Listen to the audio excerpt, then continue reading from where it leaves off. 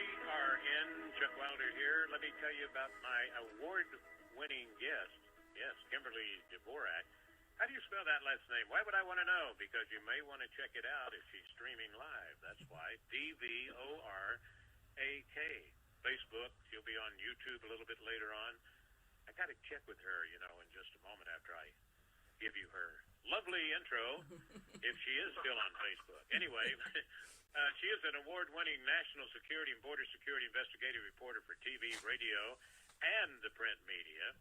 She's the senior foreign policy advisor for the Committee for Responsible Foreign Policy. And she's a TV correspondent for the CW6 News San Diego, as well as One American News Network. And her website is the KD Report. Kimberly, how are you? I'm doing fine. How about yourself, Chuck? All right, but you sound a little down there. Are you not streaming live? I am, but they could be fiddling with it. You are? You have to be easy with it? You Yeah. don't want them to push that button? I understand. Been there, done that. Yeah. Hey, before I get into your excellent report here, very special day for you, right? Yeah. And I'm going to assume, and when you put those letters together, what that means. The Marine Corps birthday. I'm going to assume that it has, It's the Marine Corps birthday today. That's what I was about to say. Yes, 246 years old, and yet this lovely young girl is still hanging out with him. 246 years old. What can I say? That's a lot of wheelchairs to push, Kimberly. There it is. That's why I stay in shape. Yeah, there you go. I love that. Well, I want to know why you didn't make a big deal out of my Navy's birthday. That was October 13th. Well, I'll do that next year. How's that? I'll have to put it on the calendar. All right. Or you can remind me. But I know you still watch. I still know you're watching the UDT guys in the SEALs, so Yeah. Include us every once in a while. Yeah, I Okay, will. but and we have plenty of time to get this report in here. The wonderful good news from the border. Are you kidding me? Yes, I am. Anyway, any plans? I mean, do they have?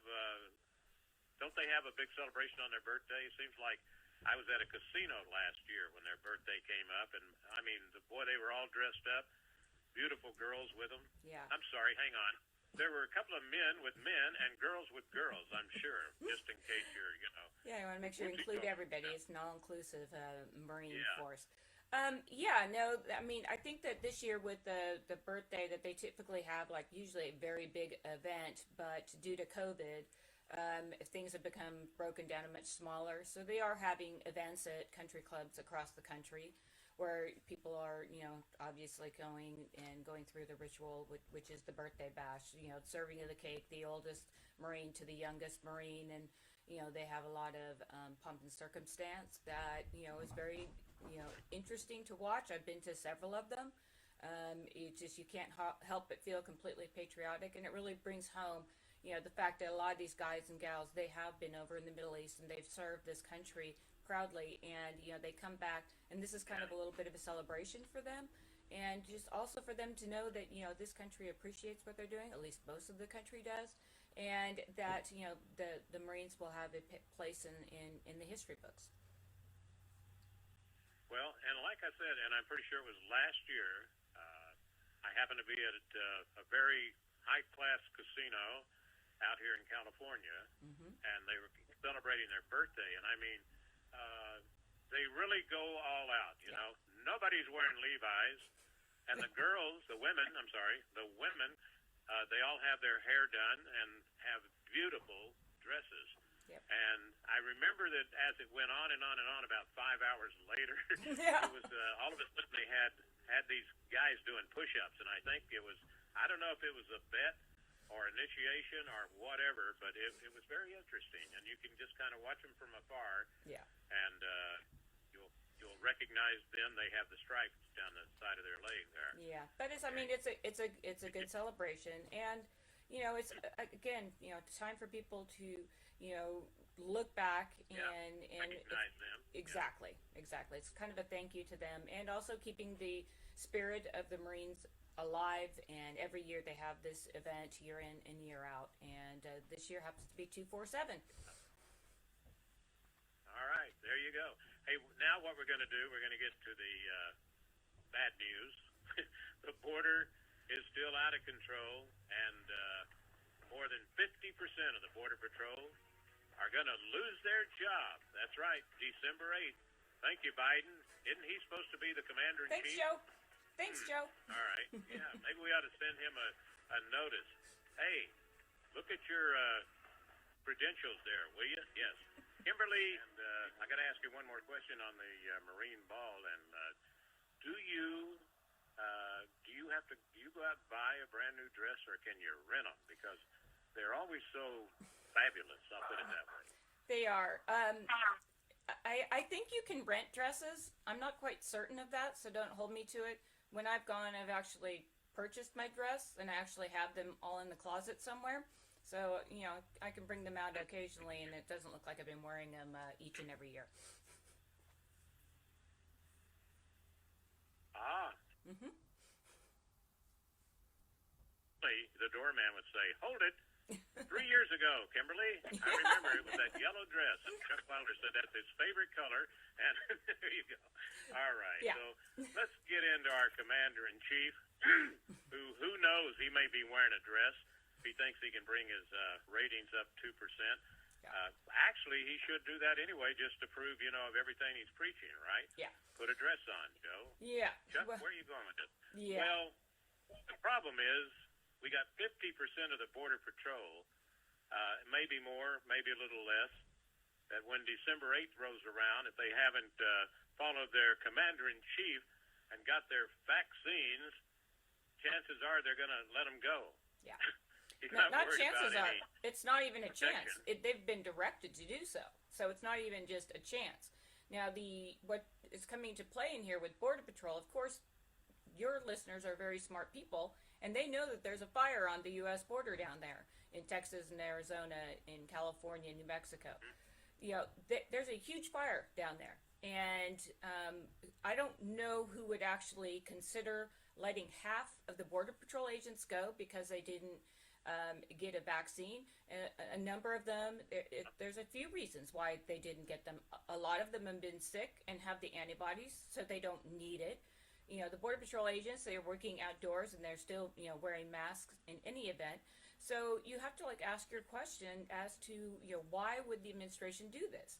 Well, you and I both know, and I'm going to go out there and say the lion's share of your listeners also know that it's been a goal for this administration and the Obama administration to do away with Border Patrol altogether. So what better way to start doing that than to let go half of the force, and then, just who knows what would happen down at the border.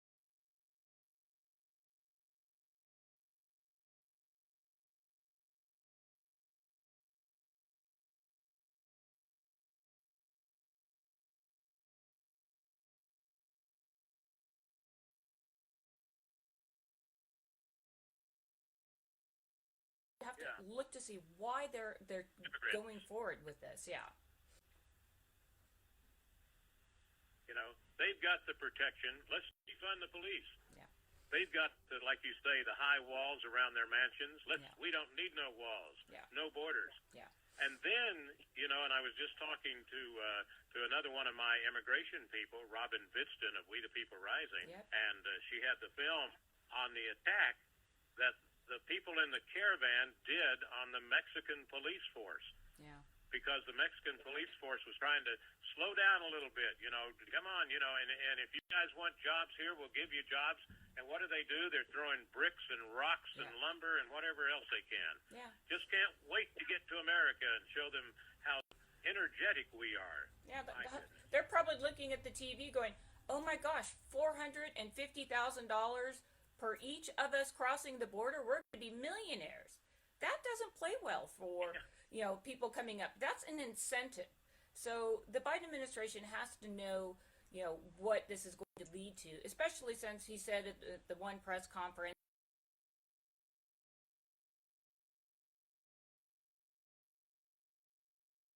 next day after the ACLU, ruffled their feathers and said, you're going to break a campaign promise. You promised us this, and you're going to give these people the money because mean old Donald Trump actually, had the gall to, separate parents with their children. And, what was kind of despicable was Biden's cover-up. And that's why we know he has to know what's going on at this point, if he has any kind of memory. Children were lost, inferring that they were dead. He inferred that these children that crossed the border, most of the time without their parents, they were dead. They're gone. They're gone. They can never get that back. So now that this is the reason that taxpayers are supposed to be out front and say, yeah, you know what, we really need to, compensate these people since, we killed their children, which is nothing could be further from the truth. And under Trump, they were doing genetic testing to ensure that these children were traveling with their parents, and to which a lot of them were not. Absolutely. Yeah. Right.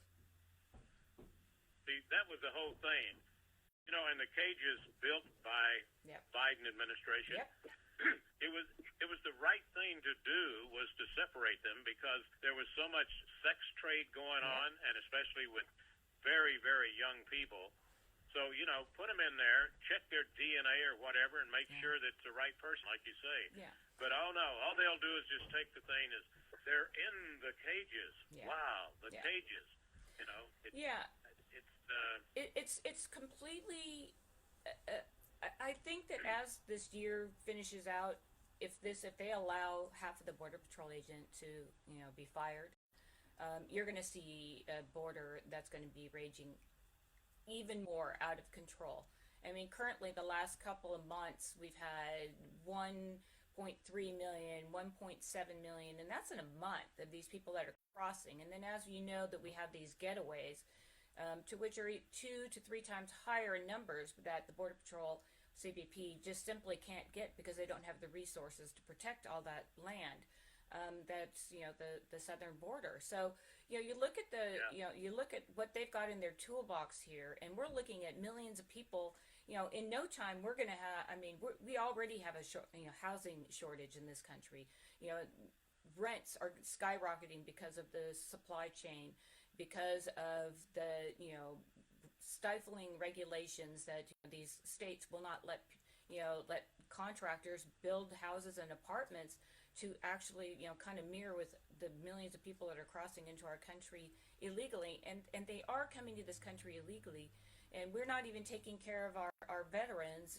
Today obviously the Marine Corps birthday, 247th, but there are a lot of Marines that are homeless that served in Vietnam.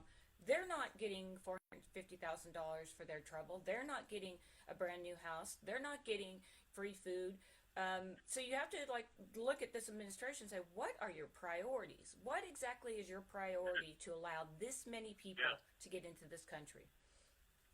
Like I mentioned with you once before, Fort Bliss, Texas. All right, 250 new homes. The military are building them. And I'm sure they have a few contractors. But then there's that other thing, Kimberly, that I'm getting so many reports about. They can't build new homes because they can't get the materials. Exactly. You can't even get the right paint to paint homes. So it's all sitting that offshore. also puts the big burden. Yeah, but it's all sitting offshore on cargo ships. A. B. The Democrats have gone in and put back all of these stifling regulations, and with the EPA, the environmental people that don't want these people to actually build homes, what do they suggest that we do? Leave these people to live in a tent outside somewhere?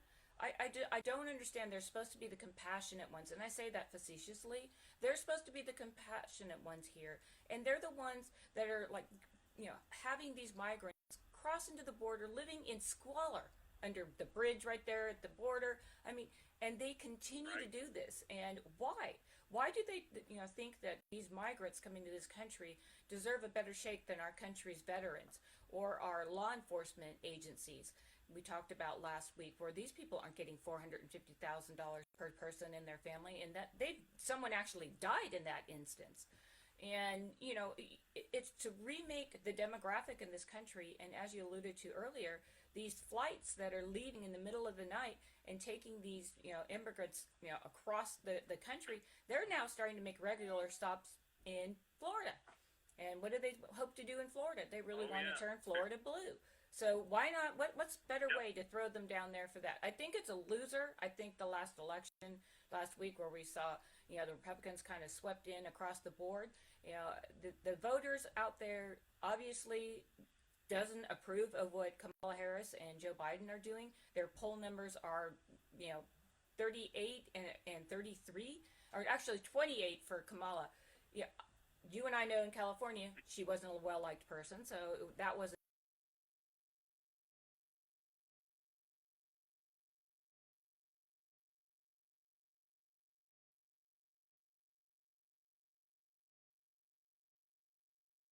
Friends and smoking marijuana and laughing about it. Yeah. She also is openly proclaims that she's for open borders. So, okay, you'll be the lady in charge of our border security. Yes, Kamalia, thank you, thank you, thank you. Don't forget to giggle whenever you see another 100 come across. Yeah. DeSantis was just on Tucker Carlson just recently talking about those early morning flights that you and I were talking about, I think a couple of weeks ago. Flying them in, 2, 3 o'clock in the morning, dropping them off. Just spread out. Spread out and remember who you vote for, the people that brung you here. Yeah. Yes, I'll tell you. Well, I mean, and again, it's really despicable because we have a lot of people that are in line who want to come here the right way. They actually want to be Americans. They don't want to come over here and live on welfare. They don't want free health care. They want to earn their place in America's society. And you've got this administration's like open borders. Come on in. Doesn't worry. We're not worried about any of this. And the sad thing with it is that the American people are the ones that are holding the bag at the end of the day on this. I mean, the schools are atrocious. We've seen that the CRT training and now parents, due to COVID here, have been able to now kind of monitor what their children were learning in school and became extraordinarily appalled by that fact. And then they really didn't like being called terrorists. And we saw a red wave. Now, in those numbers last week, especially here in Virginia, they had, the numbers, it was like 3 to 1 that the independents and Democrats broke for the Republicans. So now, this is up to the Republicans to kind of hone in on this and take back the education system and, actually put some curricula together so, parents can get back to trusting that their kids are going to school and they're not going to learn to hate this country. Yeah. Well, an interesting thing, too, is that, the percentage of kids now going to public school has really shot up. Yeah. Because, they're getting wise. This is the only religion, or getting rid of all of this woke and CRT. The public schools, the private schools are did I say public originally? Yeah. I meant private schools, Mm-hmm. That and people are homeschooling. So for a lot of people, they're homeschooling. I have friends that they're actually homeschooling, and now that they did it for COVID because they didn't want their kids to not learn for the last 18 months. So now they're kind of have a session, a set schedule, and they actually just hire, retired teachers or active teachers who don't want to, teach, what the state's telling them to teach, and so it's something that they're going to have lose a lot of students simply due to the fact that parents saw what was going on, they were appalled by what was going on, and now they're going to go elsewhere for their education. So it's an opportunity for the right to stand up and put their thoughts forward on this and what we're going to get back to, which should be reading, writing, and arithmetic. Yeah. We were talking about all of the COVID, that are going to be dismissed and stuff like that, the agents, National Guard people, and Border Patrol. And then the stupid thing is getting rid of nurses. Yeah. You think whoever's coming up with all this stuff realizes that the doctors need nurses and they're not going to survive without them? Yeah.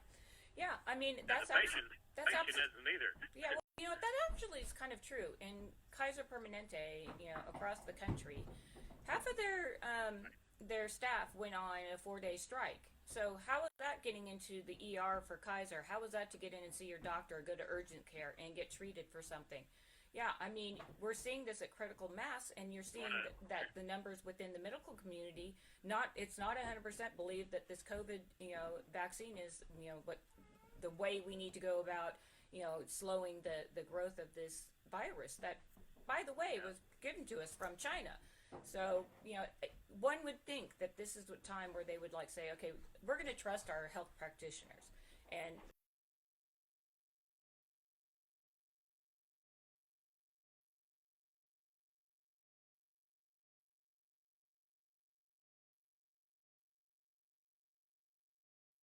the best thing that your body can do. And as this, Delta, goes down in numbers, as it does, we're starting to see the cases go down. It's not to say that people aren't at risk, because obviously people are. But, if you're at risk, then you do what Trader Joe's does. Take in people who are high risk from 7 or 8 in the morning for an hour before the store opens up to everybody else. They open the store up for an hour and let them come in and do their shopping in a safe environment. Let people go out and wear a mask if they want to wear a mask. And if you have the antibodies, you don't need it.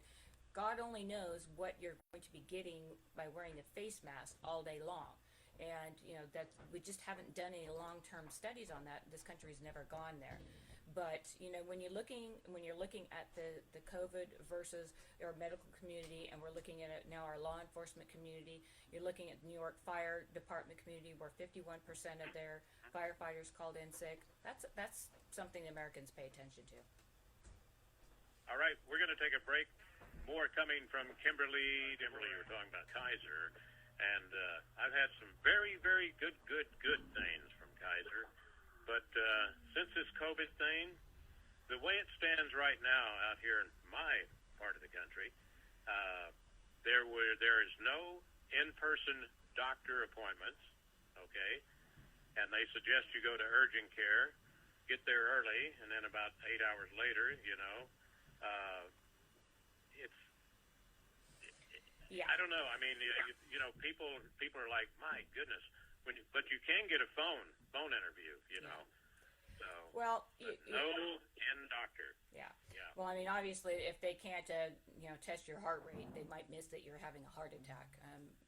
A lot of medicine can be taken care of with a doctor's appointment on your computer, but most of it requires an actual doctor to see you, so they can figure out what medication they need to prescribe you, or what if you break a bone, how you fix that. I mean, they're not recommending you go to YouTube. They will send you in, they will send you in for blood tests and X-rays, and I guess blood tests show a lot.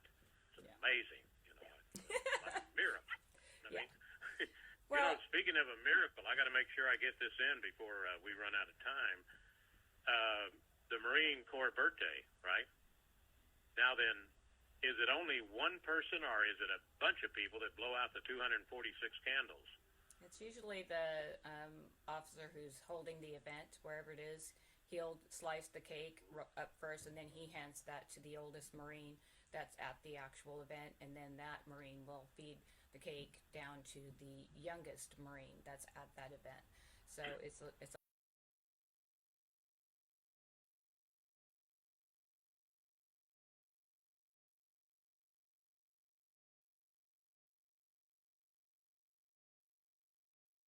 the camaraderie between the guys and the gals there. And it's, for the most part, it's a patriotic event, and who doesn't like patriotic music and good food and hanging out with the men and women who protect this country? Yeah, absolutely, yeah.